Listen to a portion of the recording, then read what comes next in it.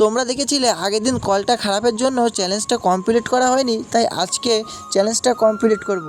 আমাকে যেহেতু এই বোতলের 5 বোতল জল খেতে হবে, আর 5 বোতল জল খেতে পারলেই কিন্তু আমি চ্যালেঞ্জটা কমপ্লিট করতে পারবো। তোমাদের কাছে এই চ্যালেঞ্জটা যতটুকু সহজ মনে হচ্ছিল, আমার কাছে ঠিক ততটাই কঠিন লাগছিল, কারণ আমার পেটটা যেহেতু ভরা ছিল তাই আমি জলটা খেতে পারছিলাম না। এদিকে আবার জলটা না খেলে হবে না, যেহেতু সাকিব আমাকে চ্যালেঞ্জ দিয়েছে, এবং দেখতে দেখতে কিন্তু আমি 4 বোতল জল খেয়ে ফেলেছি। আর এই লাস্ট বোতল 1 বোতল জল যদি আমি খেতে পারি, আমার চ্যালেঞ্জটা কমপ্লিট হয়ে যাবে। এবং কমপ্লিট হয়ে গেলেই আমি সাকিবের কাছে যা চাবো, সাকিব কিন্তু আমাকে তাই দিতে বাধ্য হবে, কারণ সাকিবই যেহেতু আমাকে চ্যালেঞ্জটা দিয়েছিল, এবং দেখতে দেখতে আমি চ্যালেঞ্জটা কিন্তু জিতে গিয়েছি।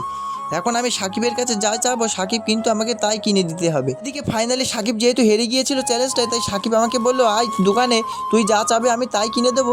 তো আমিও সাকিবের সাথে ফাইনালি দোকানে যেতে লাগলাম। ফাইনালি সাকিবের সাথে কিন্তু আমি চলে আসলাম দোকানে এসে সাকিব আমাকে বললো, তুই কি খাবি বল।